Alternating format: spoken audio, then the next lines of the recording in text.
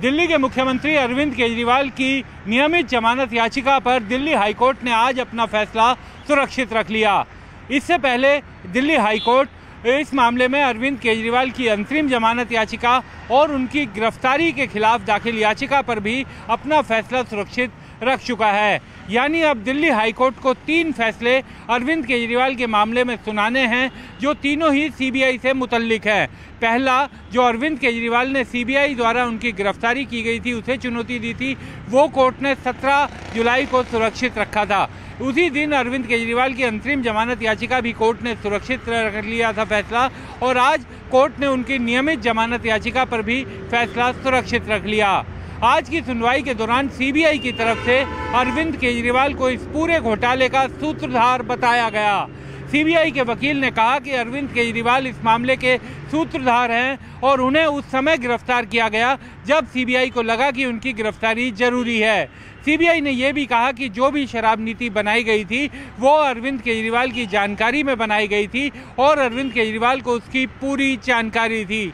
जिस समय मनीष सिसोदिया के अधिकारी, उनके अधीन आने वाले अधिकारी सी अरविंद ने अपने बयान में भी कहा कि अरविंद केजरीवाल के सामने विजय उनके पास आए थे और विजय ने कहा था, उस पॉलिसी को अरविंद केजरीवाल ने कहा था कि कंप्यूटर में डाल दीजिए, और वो सब अरविंद केजरीवाल की जानकारी में हो रहा था।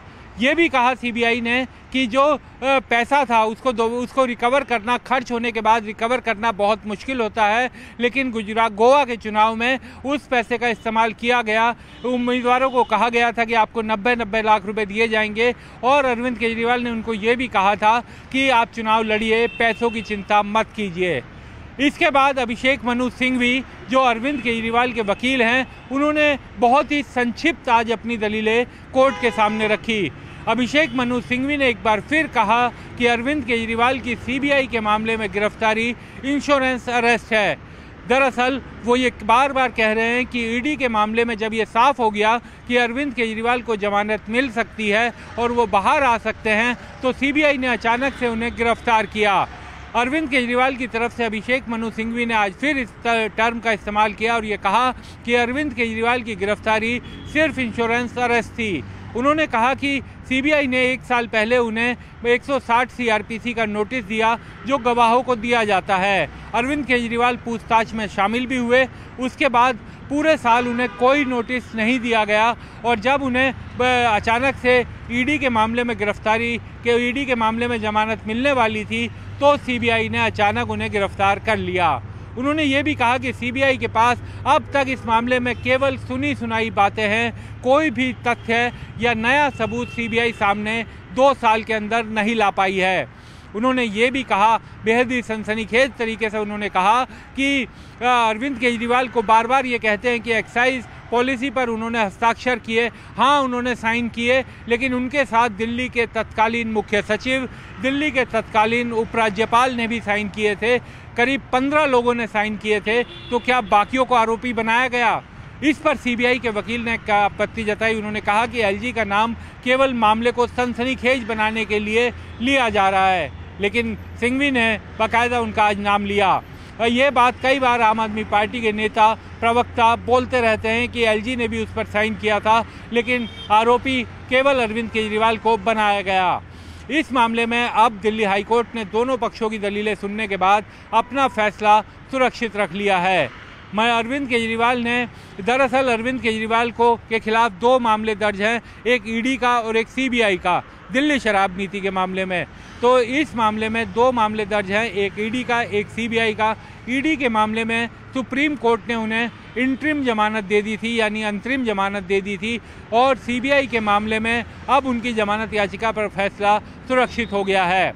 यानी अब सीबीआई के केस में फैसला उनके लिए बेहद अहम है। अगर इस केस में जमानत मिलती है तो अरविंद केजरीवाल के बाहर आने का रास्ता साफ हो जाएगा, और अगर जमानत याचिका खारिज होती है तो इस मामले में भी अरविंद केजरीवाल सुप्रीम कोर्ट में आने का उनके पास अभी विकल्प रहेगा।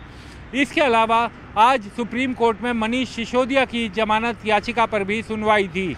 सुनवाई के दौरान सुप्रीम कोर्ट के सामने सीबीआई और ईडी की तरफ से पेश एएसजे राजू ने जमानत का विरोध किया। उन्होंने कहा कि इस मामले में जमानत नहीं दी जानी चाहिए। आरोपी प्रभावशाली है और उन्होंने कहा कि ईडी का इस मामले में जवाब तैयार है, उसे दाखिल करने में थोड़ा समय और दे दिया जाए। कोर्ट ने उन्हें 1 हफ्ते का समय दिया और अब इसकी सुनवाई 5 तारीख यानी 5 अगस्त सोमवार को होगी। एक और चीज़ आज बड़ा डेवलपमेंट रहा कि सीबीआई ने अरविंद केजरीवाल के खिलाफ चार्जशीट भी दाखिल कर दी है राउज एवेन्यू कोर्ट में। सीबीआई ने इसकी भी जानकारी आज दिल्ली हाई कोर्ट में भी दी और ये कहा कि हमने अरविंद केजरीवाल के खिलाफ चार्जशीट दाखिल कर दी है। बचाव पक्ष की दलील कि चार्जशीट दाखिल हो गई है तो अब जमानत का एक और ग्राउंड बनता है, लेकिन इस मामले में ऐसा नहीं है। उन्होंने कहा कि आरोपी प्रभावशाली हैं और इस मामले के कई आरोपी जैसे मनीष सिसोदिया, के कविता, इन सब को भी चार्जशीट हो चुकी है, लेकिन बावजूद इसके जमानत नहीं मिली है। ये नहीं कहा जा सकता कि एक बार चार्जशीट दाखिल हो गई तो जमानत मिल जाएगी। बहरहाल आम आदमी पार्टी और उसके नेताओं के लिए अब बहुत ही क्रूशियल समय आ गया है। मनीष सिसोदिया करीब 17 महीने से जेल में बंद हैं। सत्येंद्र जैन भी उनसे पहले से जेल में बंद है। दिल्ली के मुख्यमंत्री और आम आदमी पार्टी के मुखिया अरविंद केजरीवाल भी लोकसभा चुनाव से ठीक पहले, जब लोकसभा चुनाव की घोषणा हुई थी उसके ठीक बाद उन्हें गिरफ्तार किया गया था और हालांकि उन्हें चुनाव प्रचार के लिए अंतरिम जमानत सुप्रीम कोर्ट ने दी थी।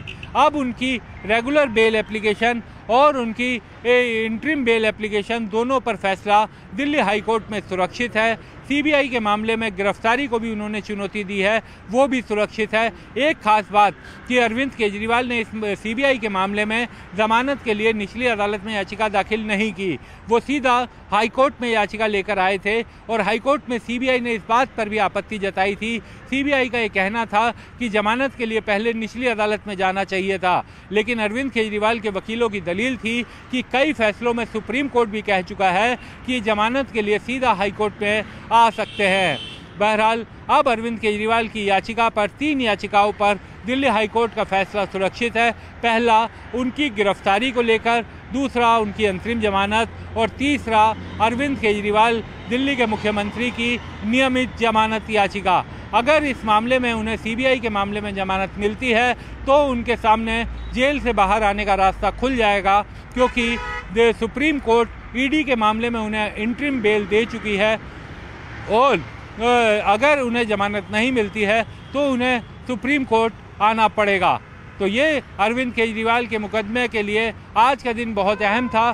कई मामले अरविंद केजरीवाल, मनीष सिसोदिया से जुड़े हुए दोनों देश की दिल्ली हाई कोर्ट और सुप्रीम कोर्ट में आया और अब 5 तारीख को मनीष सिसोदिया की जमानत पर अगली सुनवाई होगी। मनीष सिसोदिया की सुनवाई के दौरान आज सुप्रीम कोर्ट ने भी एक बहुत अहम टिप्पणी की थी। सुप्रीम कोर्ट ने कहा था कि पिछली बार जब मनीष सिसोदिया की जमानत याचिका खारिज की गई थी तो ये कहा गया था कि 6 से 8 महीने के अंदर ट्रायल पूरा ना हो तो आप दोबारा से जमानत के लिए आवेदन कर सकते हैं। तो वो जो टाइम पीरियड था वो ख़त्म हो चुका है और ट्रायल अभी शुरू नहीं हुआ है। तो क्या इस आधार पर जमानत मिलेगी, ये भी देखना दिलचस्प रहेगा।